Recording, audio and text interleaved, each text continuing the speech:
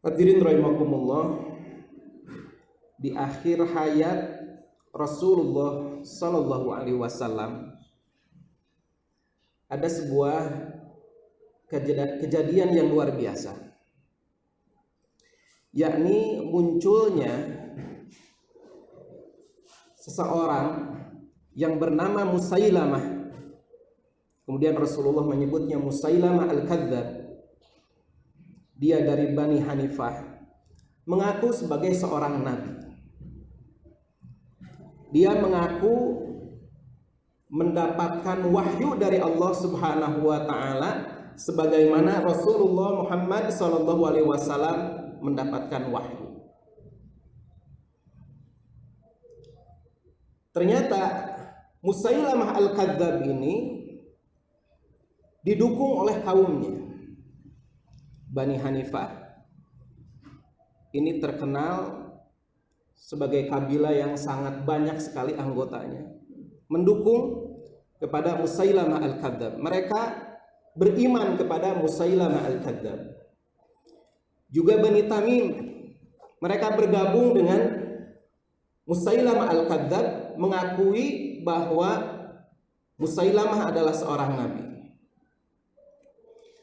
Namun hadirin rahimakumullah, tidak sedikit ternyata di antara orang-orang yang beriman, mengaku beriman dalam tanda petik, ternyata bukan betul-betul beriman kepada Musailamah al-Kadzdzab ini, tetapi hanya terdorong oleh fanatisme golongan,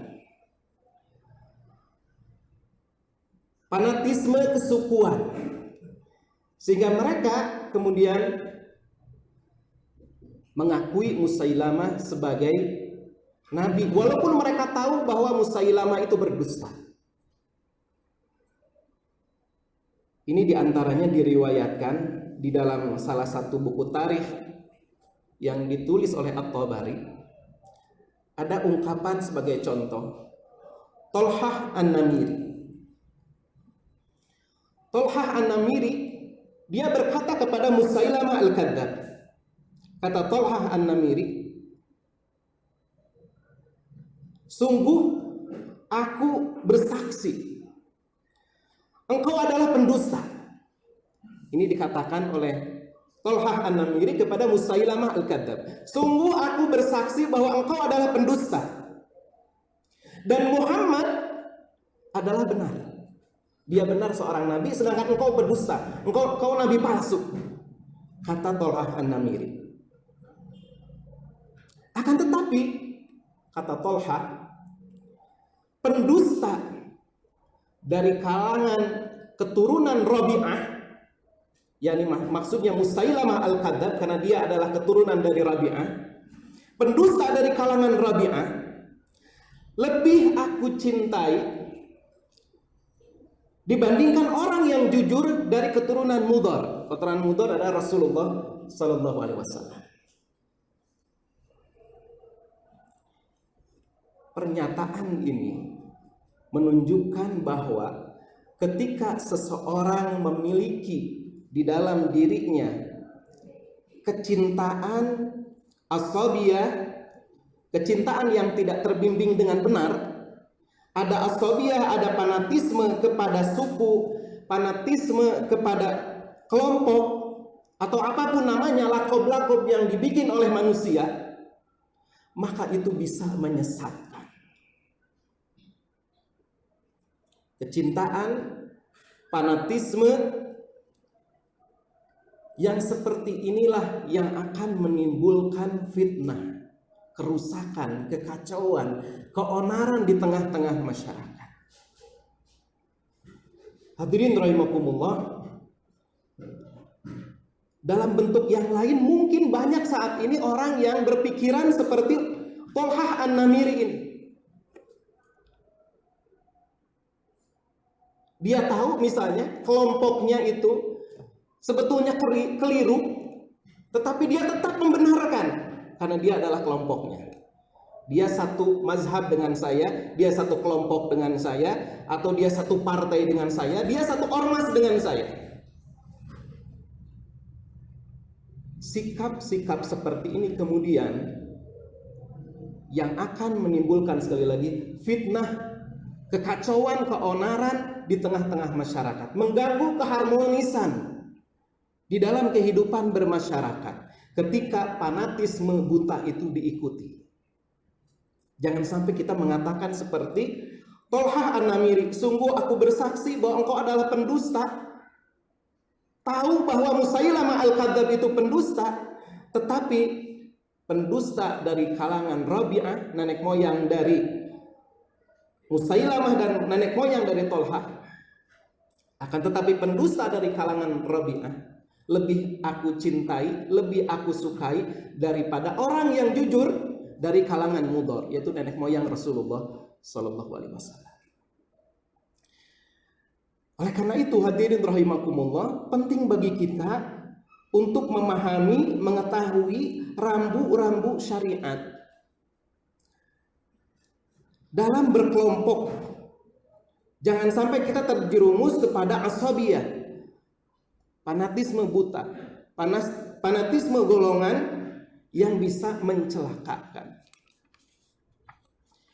Hadirin rahimakumullah, namun memang kita harus menyadari, memahami bahwa berkelompok itu adalah fitrah sesungguhnya. Berkelompok itu adalah fitrah. Dia adalah naluri. Fitrah dalam arti al-khilqah.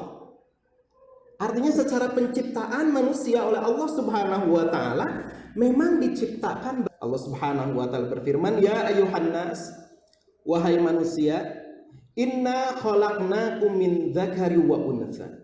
Sesungguhnya kami telah menciptakan kalian dari laki-laki dan perempuan, wa ja'alnakum syu'uban.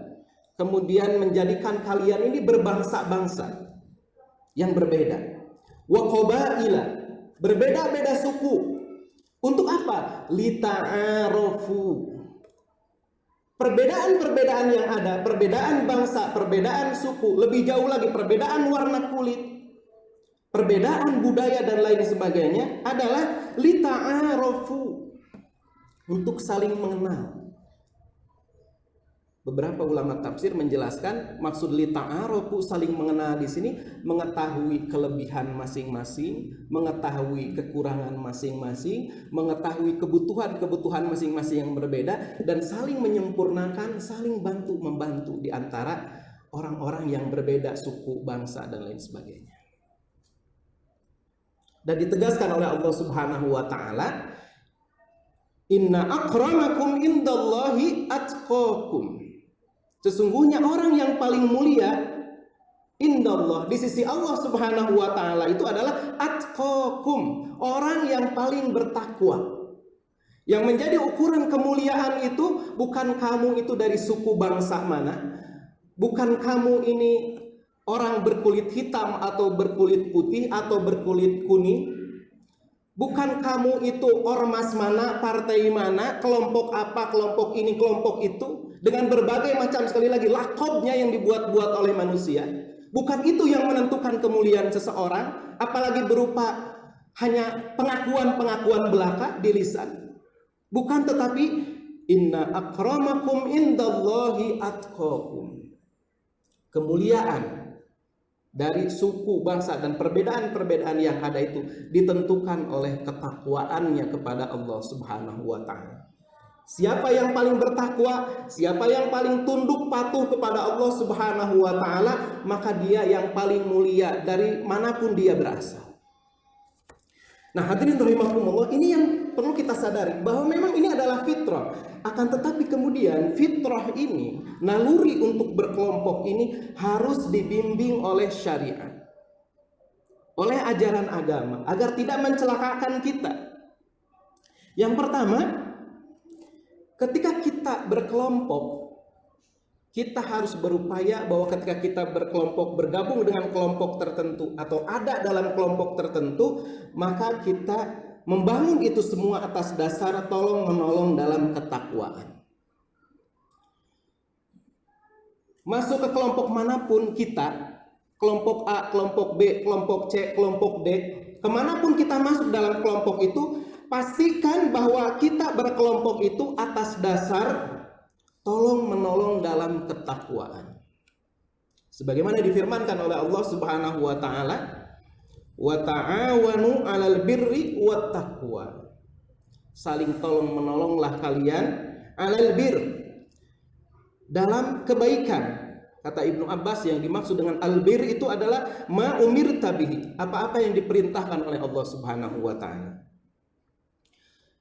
Wa ta'awanu 'alal birri wat taqwa. Saling tolong menolong itu dalam kebajikan, dalam ketakwaan. Wala ta'awanu 'alal ismi wal 'udwan, dan jangan sampai kita itu tolong menolong dalam al-ism. Al-ism ini adalah al-ma'asi, kemaksiatan-kemaksiatan, kata Ibnu Abbas. Wala ta'awanu 'alal ismi wal 'udwan, dan permusuhan. yakni menjauhnya kita at-ta'adi fi hududillah, kata Ibnu Abbas. yakni menjauhnya kita atau menyimpangnya kita dari batas-batas yang telah ditetapkan oleh Allah Subhanahu wa taala. Hadirin rahimakumullah, Rasulullah sallallahu alaihi wasallam pernah ditanya oleh salah seorang sahabat, "Ya Rasulullah, wahai Rasulullah, aminal asabiyyah ayyuhibbar rajulu qaumahu?" Apakah dikatakan asabiyyah, dikatakan seseorang itu fanatisme, memiliki fanatisme golongan di dalam dirinya, ayyuhibbar rajulu qaumahu, apabila dia mencintai kaumnya, mencintai sukunya, kabilahnya atau bangsanya. Apakah disebut asabiyyah kalau dia memiliki kecintaan kepada kaumnya? Kata Rasulullah, "La, tidak. Tidak dikatakan asabiyyah, tidak dikatakan fanatisme seseorang kalau hanya sekedar mencintai. Walakin akan tetapi, kata Rasulullah, minal asabiyyah, yang dimaksud dengan asabiyyah, fanatisme golongan itu adalah ayyu'ina rajulu qaumahu ala dzulmi, yaitu ketika seseorang membantu kaumnya dalam berbuat zalim. Jadi tidak berpikir ini benar atau salah, yang penting ini dikerjakan oleh kaum saya, oleh kelompok saya, maka saya akan menolongnya. Padahal itu adalah sebuah kezaliman. Jadi hadis ini menegaskan, hadis riwayat Ibnu Abbas dan Ibnu Majah ini menegaskan bahwa sebetulnya masalah kalau kita mencintai, kita sebagai suku Sunda, suku Jawa, dan suku-suku yang lain, kita mencintai kesukuan kita, memiliki keterpautan, keterikatan kepada suku atau bangsa kita, tidak masalah. Bukan itu yang dimaksud asabiyyah oleh Rasulullah SAW. Yang dimaksud dengan asabiyyah itu adalah minal asabiyyah ayyu'ina rajulu qaumahu ala dzulmi, yaitu ketika seseorang itu membantu kaumnya ala dzulmi, dalam kezaliman. Hadirin rahimakumullah, itu yang pertama, harus dibangun kekelompokan itu atas dasar tolong menolong dalam ketakwaan, dalam kebenaran. Yang kedua, ketika kita berkelompok, maka kita harus berusaha, kita semua harus berusaha untuk membersihkan diri kita, kelompok kita dari kesombongan, dari al-kibr, merasa lebih hebat dibanding yang lain. Al-kibru, apa yang dimaksud dengan al-kibru itu? Kata Rasulullah, al-kibru batarul haqqi wa ghamtun nas. Yang dimaksud dengan al-kibr itu adalah menolak kebenaran, wa ghamtun nas, dan kemudian meremehkan, melecehkan manusia yang lain. Jangan sampai ketika kita berada dalam kelompok tertentu, kita kemudian menolak kebenaran hanya karena dia berasal dari kelompok lain.